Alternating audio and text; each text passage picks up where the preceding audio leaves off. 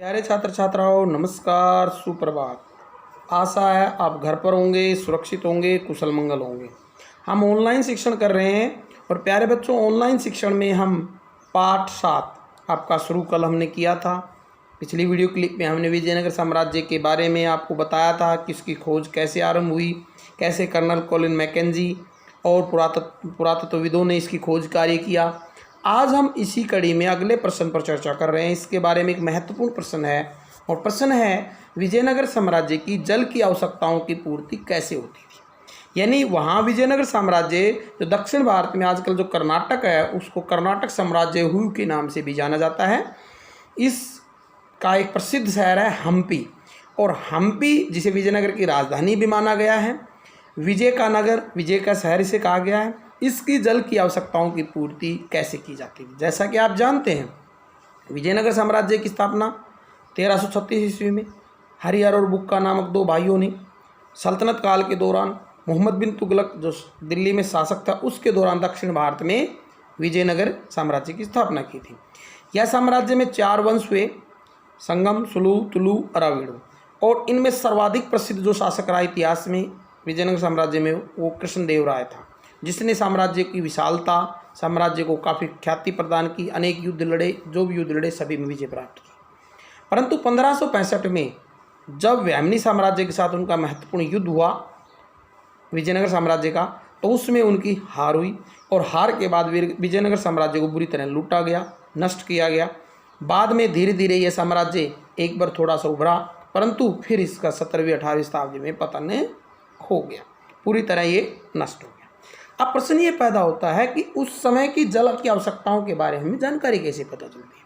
प्यारे बच्चों, जो पुरातात्विक खोजें हुई, जो इतिहासकारों ने जानकारियाँ इकट्ठा की, जो खुदाई से चीज़ें मिली, उसके आधार पर इतिहासकार विजयनगर साम्राज्य की जल की आवश्यकताओं के बारे में बताते हैं।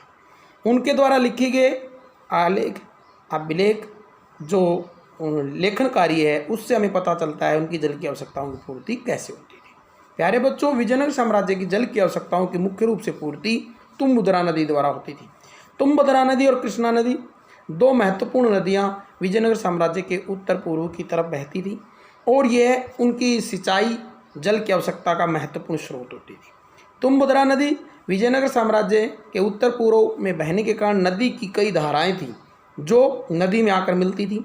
इन धाराओं से, पहाड़ियों से वो धाराएँ निकलती थी और वो चारों तरफ एक ऐसी करधनी का निर्माण करती थी जो उपजाऊ क्षेत्र बनाती थी, सिंचाई की आपूर्ति करती थी। तो पहला विजयनगर साम्राज्य की जल की आवश्यकता का मुख्य स्रोत क्या था? तुंगभद्रा नदी। उसी पर अन्य स्रोत निर्भर करते थे।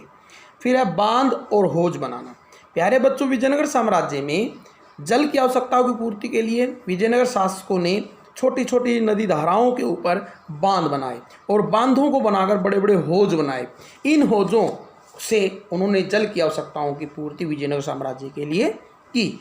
जो कि प्रसिद्ध हौज उस समय जो बनाया गया, जो कमलपुरम हौज है, वो इतिहास में विजयनगर साम्राज्य के प्रसिद्ध हौज के रूप में जाना जाता है। इससे न केवल राजकीय जल की आवश्यकताओं की पूर्ति होती थी, बल्कि लोगों के लिए सिंचाई के साधनों के रूप में भी इसका प्रयोग किया जाता था। प्यारे बच्चों, अगला था नहरों के द्वारा सिंचाई का या जल की आपूर्ति। प्यारे बच्चों, जो बड़ी नदी थी तुंगभद्रा नदी और उसकी सहायक जलधाराएं थीं, उनसे कई नहरें निकाली गई जिससे जल की आवश्यकताओं की पूर्ति होती थी। इनमें प्रमुख नहर थी हीरिया नहर। हीरिया नहर राज्य के केंद्र और सिंचाई जो क्षेत्र होते थे, किसानों के जो खेत होते थे, वहाँ तक वो आती थी और इसका निर्माण कार्य किया गया था। इस निर्माण कार्य से, इन नहर से जल की आवश्यकताओं की पूर्ति होती थी।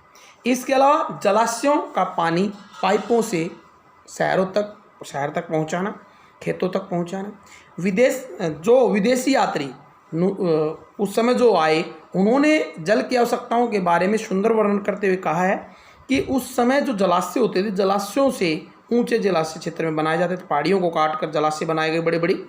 इन जलाशयों से पाइप बना के, नालियाँ बनाकर पानी का प्रबंध किया गया था और वो पानी शहर तक और खेतों तक ले जाया गया, बागों तक ले जाया गया, बागान बनाए गए, खेतों में सिंचाई के प्रबंध किए गए। और इसके अलावा घरों के अंदर और शहर के अंदर, राजकीय केंद्र के अंदर जल की आवश्यकताओं की पूर्ति इससे की जाती थी। तो ये था विजयनगर साम्राज्य में जल की आवश्यकताओं की पूर्ति कैसे होती थी। प्यारे बच्चों, इस चैप्टर से आपको पता है 4 नंबर का एक प्रश्न आएगा, एक 4 नंबर का, एक 2 नंबर का दे देते हैं। 4 नंबर का निश्चित है, तो आपने इस चैप्टर, और 1 नंबर का भी दे देते हैं कई बार। तो 4 नंबर का तो पक्का है। 1 और 2 नंबर के जो प्रश्न हैं वो बदल भी सकते हैं, परंतु आपको 4 नंबर के प्रश्न याद करेंगे तो 1 और 2 नंबर के प्रश्न अपने आप उसमें अंदर से ही याद हो जाएंगे। उदाहरण के रूप में अगर आ जाए विजयनगर साम्राज्य की स्थापना किसने की, 1 नंबर का, तो आपको याद हो गया विजयनगर साम्राज्य की स्थापना हरिहर और बुक्का नामक 2 भाइयों ने की थी। इस राक्षस तांगड़ी का युद्ध कब हुआ, तो 1565 में, किसके बीच, विजयनगर और बहमनी साम्राज्य के बीच। तो ये था विजयनगर साम्राज्य में जल की आवश्यकताओं की पूर्ति। आशा आपको समझ में आया होगा। धन्यवाद।